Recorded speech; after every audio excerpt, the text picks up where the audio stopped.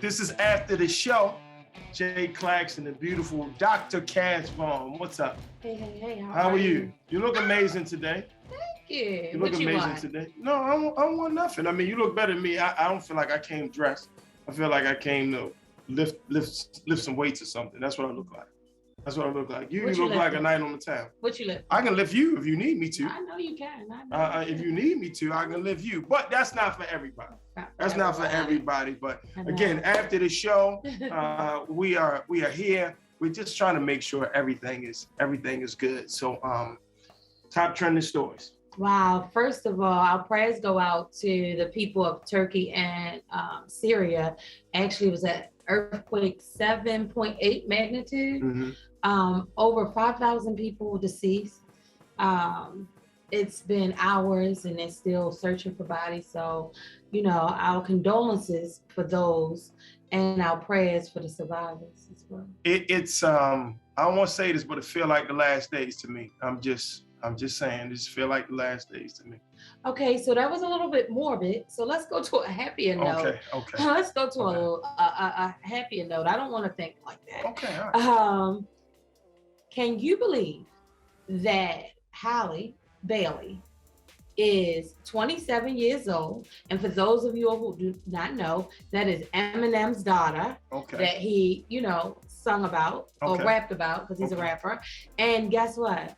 She's getting engaged. I mean, it doesn't even seem like she is old enough to be. I know, right? He's been talking about her for years, but it doesn't, we don't really realize how fast time really flies. So it doesn't seem like she would be old enough to get married, but congratulations. Yes.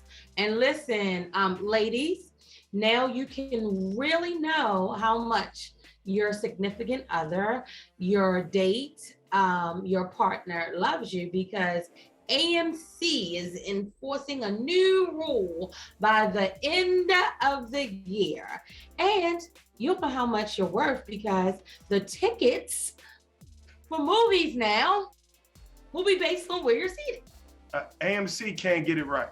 They were doing good for a second in the stock market. They shot up, but they can't get it right. At the end of the day, leave the ticket prices where they are, because it's so much. Buddy, you just make sure that we have the most expensive. It's so much access. Nobody has to go to the movies to watch a movie. Yes, people do have to go, because you do need a date night. You need to be outside of your home. You want to be politically correct. No, I'm telling you what it is. No, I'm not being politically correct. I'm serious. You shouldn't do everything at home. You do need to go outside. You do need to invest, and we'll get into that in Love, Business, and Life. You do need to invest in your partner. And you do that by having date nights. Listen, I'm going to tell you how you can do that. You can do that by getting me a great bottle of bourbon. If we want to go Black owned, we can go Uncle Nurse. If we want to go traditional, we can go Buffalo Trace. We can go Weller. We can go Eagle Rare. We can do any of that. If you want to make sure your partner is good, and we're talking about things that we need to do for our partner, how about you get me some bourbon? And the crazy part is, we have someone on here that can teach you about bourbon. So I know about bourbon, as you know. However, how about we do this? How about I get you those bottles of bourbon, or we go back to the distillery, as we've been to several times. However, but after we leave the distillery, how about we go to the movies and you pay for those tickets, buddy? Samara, how are you today? I'm good. It's Samara. Samara. How you doing? I'm wonderful. How are you all? Fantastic. So talk to me about what you do as far as bourbon. Let everybody know, please. Well, I'm the founder of Black Bourbon Society. So we produce experiences for African-American consumers, partnering with the brands. We often take members to Louisville, and we advocate for more diversity and inclusion in the spirit space. Wow. Let me ask you a question. Are you from Kentucky? No, I'm from Los Angeles. Okay. Oh, sorry. Go ahead. Oh, because when you said Louisville, and a lot of times we say it wrong. We say Louisville, and you said it like somebody that lives in Kentucky. I've been there enough times to know that there's 5 different ways to say it, but Right. we all know what you mean. Right. Got it. So let me ask you a question. I feel like bourbon has been flying off the shelf recently. It is hard to get bottles. All of them are allocated. What do you think the explosion came from? Well, I think it's from a number of things. And I have to say that I think Black Bourbon Society was part of the surge, especially from African-American consumers getting into the space. But I think it's just becoming more accessible, right? And so like when I started Black Bourbon Society 7 years ago, there wasn't a lot of, it was just this middle-aged white males drink, right? That's how it was at least being promoted. But myself and several other people in this industry that were coming into the scene were really advocating for bourbon to be more accessible and to be more inclusive. So you see women drinking a whiskey, you see Latinos, Asians, of course, African Americans drinking it as well, and really having strong representation within the industry as well to make it even more palatable and even more like, you know, like they see themselves in the brands now. And so it makes it more inclusive for them to participate. So Samara, I need a favor. I need a bottle of Pappy. Can I give you my address, give you our address, and you can send us a bottle of Pappy. I need that right now. I actually don't have a bottle of Pappy. I don't know. I'm great. Tell you, take that computer and check your bar. Like we ready to do a bar check right now. I've got over 300 bottles here. I've got probably another 200 in storage, and I don't own one bottle of Pappy. And that's just because Pappy is overrated in my opinion. It's too expensive and it doesn't taste that great. So let me ask you, I'm sorry. I feel like I'm taking over this interview because we both drink bourbon and whiskey as well. But like I got 6 bottles of blends and I'm like, you're like, I have 300 bottles and I'm not even on your level. I apologize. You know what I'm saying? Like, I'm sorry. I'm sorry. You don't have to be. I'm not on your level, but it is my favorite drink of choice. I think it's this young lady's favorite drink of choice as well. Flavored, with ice cube, without ice cube, is just what we do. Is this what we do? So I have a question for the novice who are just trying to really get into bourbon, right? What would you suggest as far as steps to getting in, or not necessarily a brand that they should start with, but what they should necessarily look for in their palate or go for when they're searching or trying to figure out how to really get into it? That's a great question. I think, to the question about Pappy, I think folks who are coming into the industry are looking for labels, and that's what we call designer bourbon. They just want a label because it, everybody's said it, everybody's seen it in TV or in commercials, so they must drink it and it must be good. But that's actually not the case. There's no need as a novice to break your neck trying to buy a $2,300 bottle, right? Like there's very good bourbon on the market for $19.99. So it's really about starting slow, stay within your price range, within your budget. I always suggest, if you're new to bourbon, have it in a cocktail first. You can always have a spirit forward cocktail like an old fashioned or Manhattan or Boulevardier. So that way you're getting a chance to taste the spirit, but it's like, you still have sugar and bitters in there as well that kind of help to balance out some of the flavors. And then I also suggest that you go to your local bar and start your bourbon journey there. There's no need for you to buy a bunch of bottles and you take one sip of it and you hate it. Like it's a waste of your money.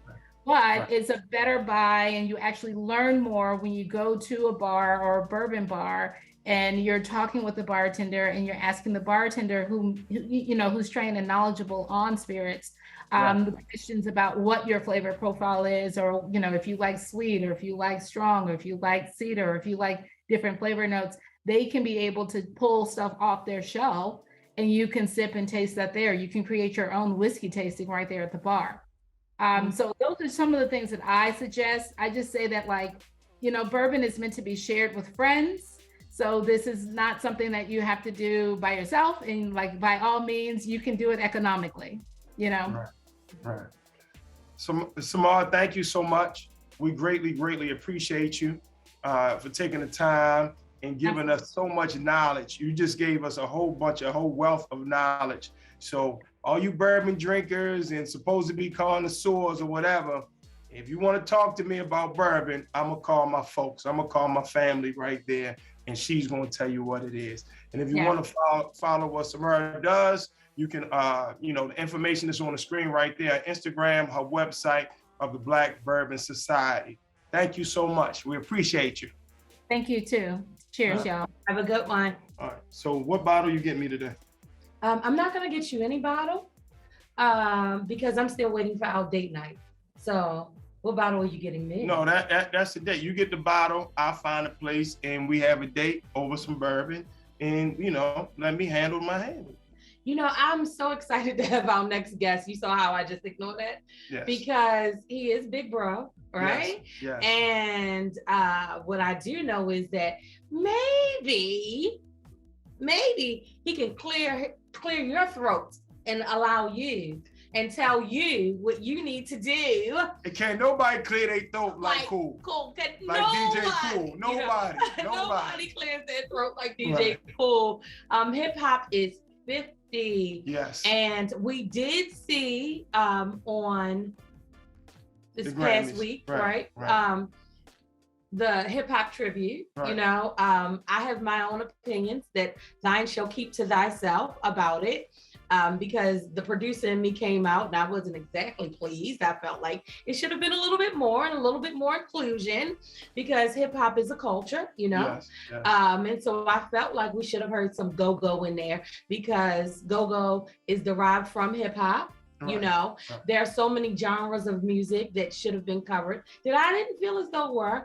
However, hopefully, as the year progresses and as we get to August the 11th, hopefully that we'll see more intense and diverse and inclusive tributes. Right. With that said, Kool, how are you today? DJ Kool, what's up? Let me clear my throat. Yes, I'm blessed. I am. So listen, I thought, and all of that. Right.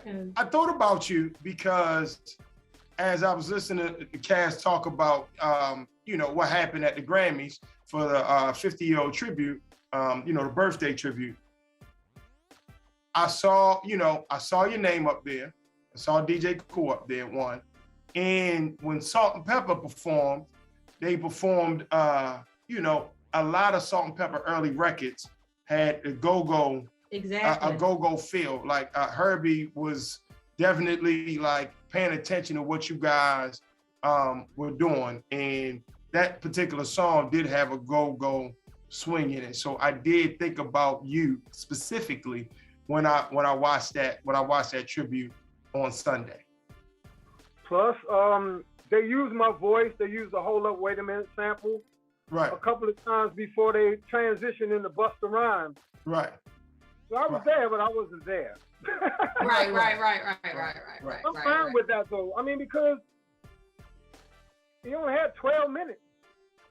Yeah, to get 30 people in, right. You know what I'm saying? You can't do so much in 12 minutes. Cass was coming out doing maybe 8 bars, and plus that's the Grammys. It wasn't the hip hop. It wasn't a hip hop platform. So my thing is this: I hear a lot of people saying, "Well, this and that," and it's about time and all that kind of stuff. I say, look here, man, better late than never. Yes. All right. Yes. They didn't have to do nothing, but they did true. it. They didn't have to. They didn't have to do a damn thing. So I'm proud of the ones that got a chance to participate. But see, I know that later on this year, they are going to do something that's going to be all hip hop. That's when you're going to see me and see a lot of other people that you didn't get a chance to see in that little 12-minute clip. So that's what I'm waiting for. It would have, hey, what you going to do 12 minutes, man? Like, you know what I'm saying? Right. And for real, in that 12 minutes, they got a lot of people in. They really did get a lot of people in, Kool. So I'm telling this cat the other day, he says, Man, they shouldn't have had none of them new people on there. He didn't understand what was going on. God bless him. That's my boy, but some things just kind of go over his head just a little bit. So I explained to him, I said, it was the 50 years of hip hop. I said, you count from 1973 to 2023, how many years is that? Right. It's 50. So you got to include some of these young ones. Okay. Hey, truth be told, I'm not a fan of a lot of them, but they ain't got nothing to do with nothing. Right. 50 years we talking about. Now, if we were talking about 30 years of hip hop, then yeah, a lot of them, the young ones wouldn't have been there. They weren't there within the 30-year time span. But they have made their contribution within the last, these 10 years that they talking about. So there you go. Right. Cool. Let me ask you this.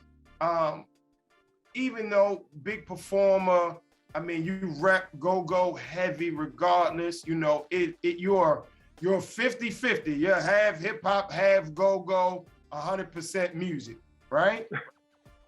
And do you still love to perform, to be on stage and to have that energy from the crowd? Or you like actually being in studio and doing your thing in studio? What makes you feel the best? Can't really answer that question because I love the process of both. Right. I love being in front of the crowd as a DJ. I love being in front of the crowd as a performer. I love the creative process that, you know, like that I go into, like when I'm in the studio. Matter of fact, I'm in my studio right now. You see all this ambiance.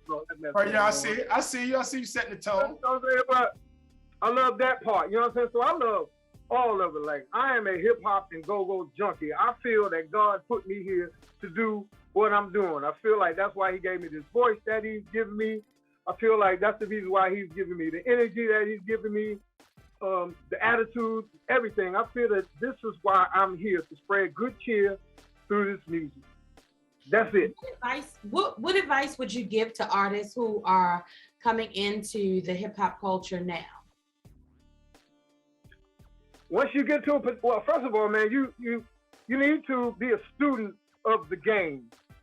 Don't think you can just jump in here and do this just because you see somebody else doing it. Because first and foremost, you have to have a knack for it, even if it's only that much.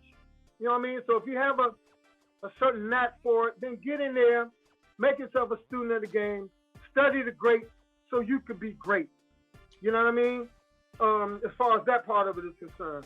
On the spiritual side, man, you got to keep God in your life because this is a very, very corrupt business. You're dealing with a lot of devils, snakes, demons, dogs. There's a lot of lowlife in this industry, and the reason why is because there's the potential for so much money to be made. Right. And so, you know, when you see a situation where you can make a lot of money, you know, here come all the demons. You know what I'm saying? So on the spiritual side, make sure you got your spirit covered.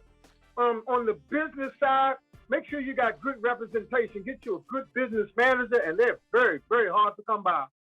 And a good entertainment, and I'm gonna underline this phrase: entertainment lawyer. Right. So you can have yourself covered business-wise. Because going back to what I just said a moment ago, you're dealing with a lot of snakes, man. A lot of dishonest people.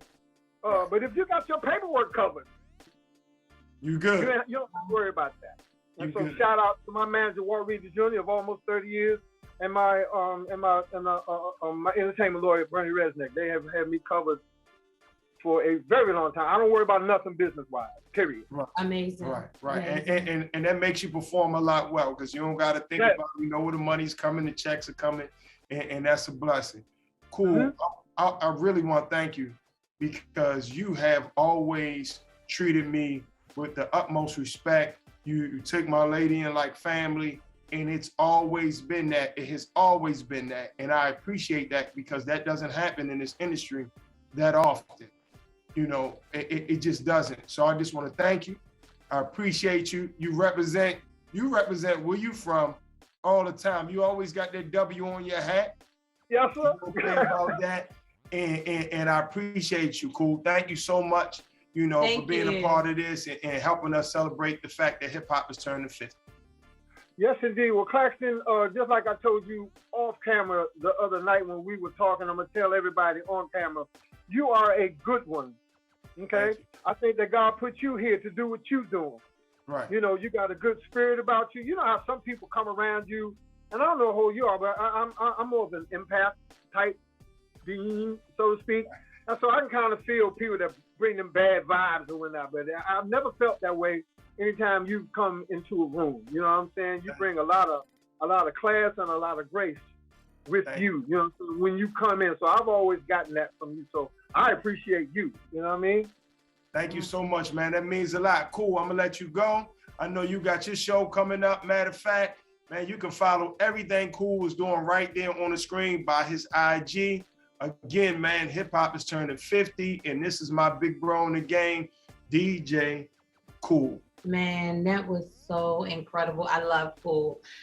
Listen, I'm excited because coming up, we have former NFL player, right, businessman, entrepreneur, and guess what team he played for? Yeah, we're gonna talk about that.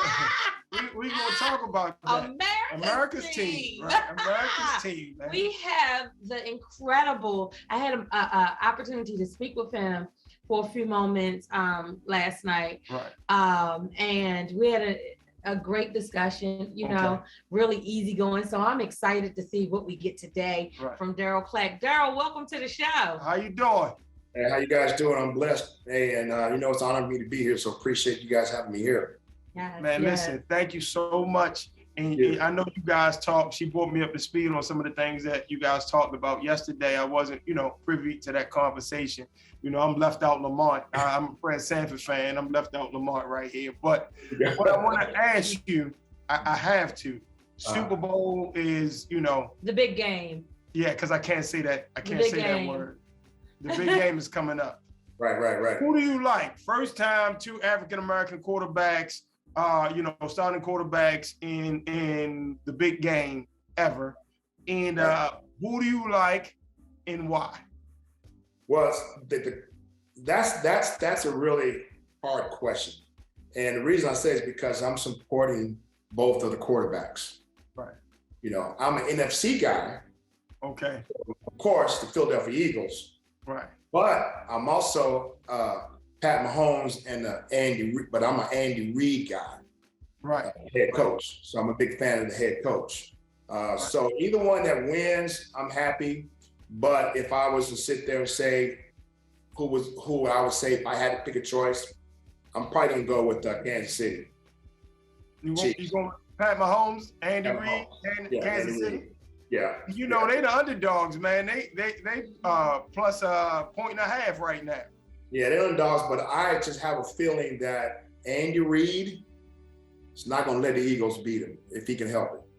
Right. No, especially, you know, he went to the Super Bowl, you know, with T.O. Donovan McNabb. So some big motivation, and, you know, he'll probably have some tricks up his sleeve, and, you know, but either way, it's a no-win. I mean, you know, either way, it's going to be a good game, I'm hoping, and I'm just happy for both quarterbacks. Right. As a former player, as you are watching now, and you're seeing, you know, with everything that happened on the field that we witnessed, you know, a few weeks back, what are your thoughts about health, wellness, and football, and insurance, and things of that nature? Well, the thing, here's the thing with football, it's a very brutal sport, and there's no way around that. And you know, they can come up with all the different type of equipment and all the different type of rules, but at the end of the day, it's a full contact sport. And when I mean full contact, I mean head-on contact, and it's really kind of hard to really dictate and try to prevent certain injuries and certain situations that happen, which that particular one was a rare case. But, you know, as far as like concussions and things of that nature, it's hard to avoid that. I know they have a different kind of protocol for that, but to some degree, it's also taken away from the game. You know, so for example, they got so many different things where you really can't even touch the quarterback anymore. You know, so that's taken a lot away from the game of football, because there's a lot of inconsistencies with calling penalties, as far as late hits, things of that nature. And so it's really taken away from the game, but I understand it as they're trying to avoid certain situations. So that it's just a timing thing that's going to have to take some time to get done.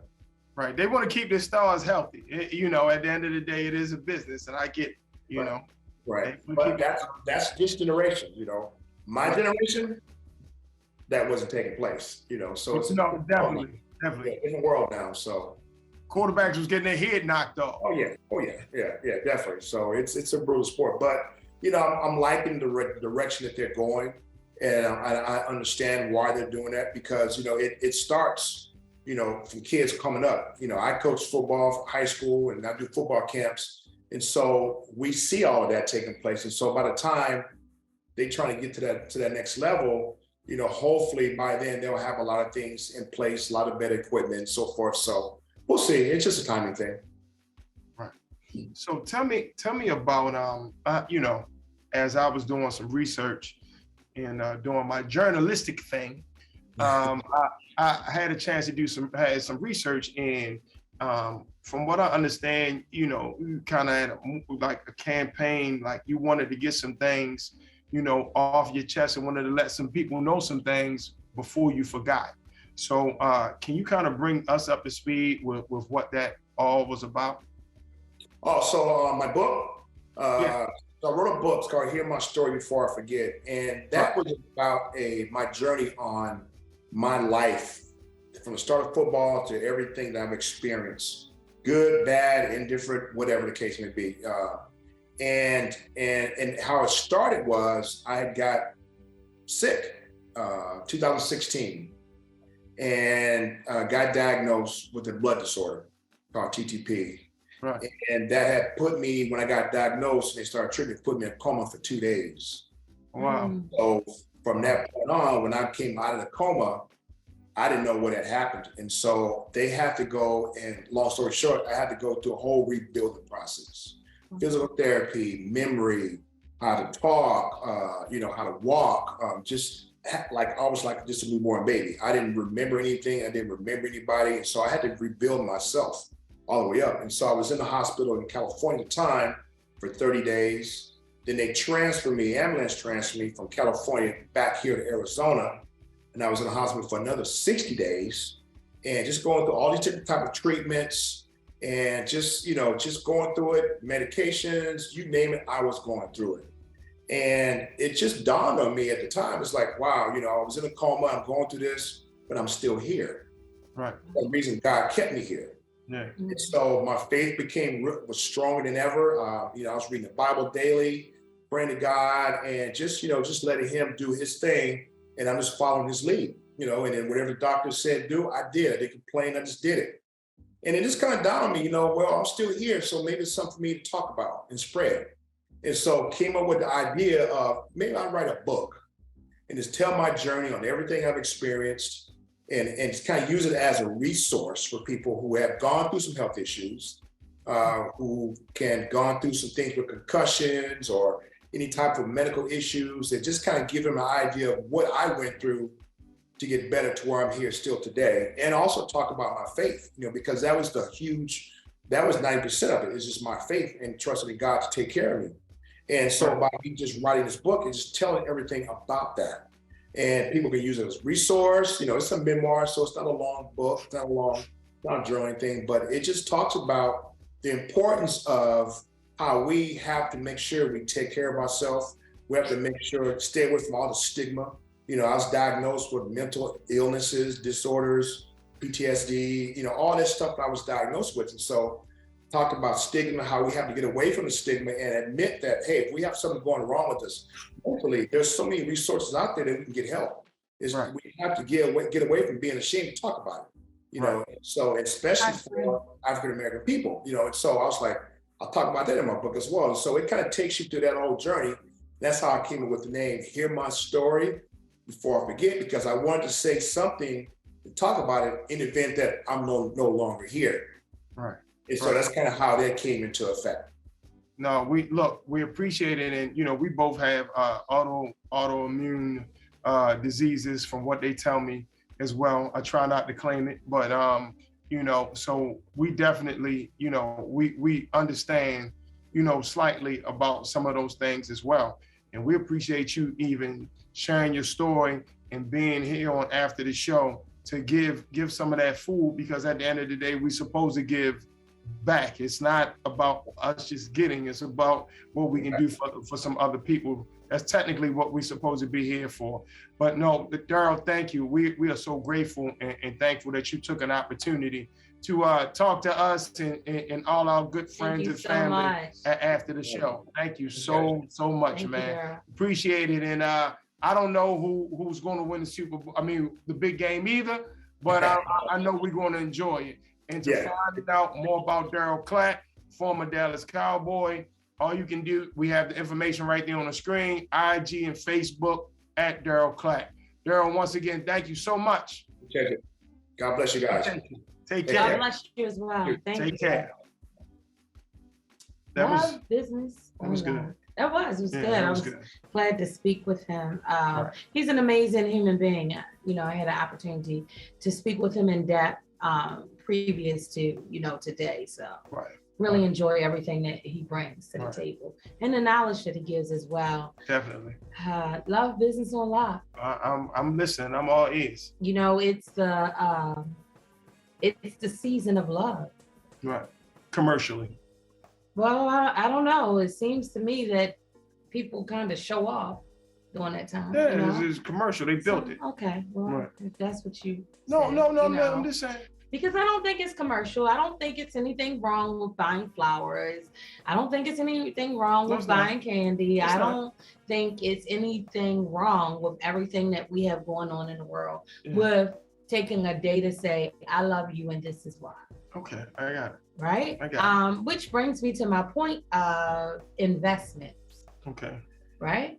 So the question is, what does your bank account look like? I need more money. Not your financial bank account, because everybody wants to attach money with your bank account. Right. But what does your account of love look like? And how are you investing into what you say you love? Okay. Be it business, be it partner. How are you investing in it? I like that. How are you investing? So I try my best to, with my family, I try to be present when I can. Right. However, I do invest in myself as well. Right.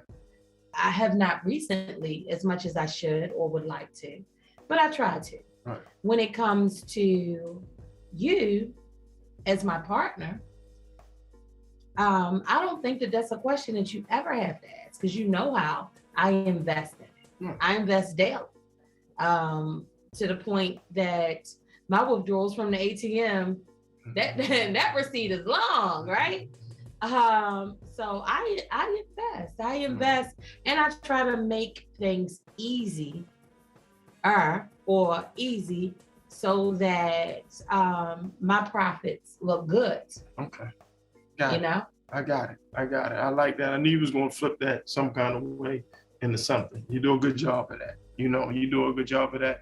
And you're right. We do need to make sure our investments are good, you know, because we like investments, because eventually the investment will pay you back. So you do need to invest. Reciprocity, that's what it is. Tell me about this food for thought you have for me this week. Food for thought, just as simple as this.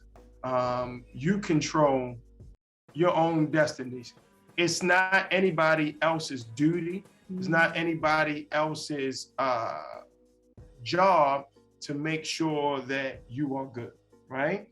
And when you look at, sometimes we talked earlier, we've talked before, kids had, you know, people had issues with the fact that they might not have had both parents in their life, right? I understand. I get it. But eventually, you got to get over that and push on. We cannot use that as an excuse. It is nobody else's fault. It's nobody else's job to make sure that you are good. It just isn't. Like, we're not going to hold anybody, blame anybody. We're not going to play the blame game, because at that point you take all the power from you and give to somebody else if you are blaming somebody else for what has happened or what is going on. So I'm just telling you that, you know, I hear that a lot of times. Well, my father wasn't there, my mother wasn't there. It is nobody else's fault that, you know, you can't help it. But at this point, you still gotta woman up, man up, fix it, go to therapy, go work out, go run a race, do whatever you need to do, but to make sure that you are good. Again, just what you said, on a piggyback from Loving Business on Lock, you have to invest in yourself. That is my food for thought for today after the show, and we appreciate you. Hopefully you enjoyed after the show. We had a bunch of great guests. We talked about bourbon and alcohol with Samar Davis. We talked about music and hip hop and go-go in the industry with DJ Kool. And we talked about football. We talked about mental health. We talked about physical things with Darryl Clack. We appreciate you. We are truly, truly grateful. And we'll see you on After the Show. Dr. Cass and Franchise Jay Claxton. I can't make you break. See you later.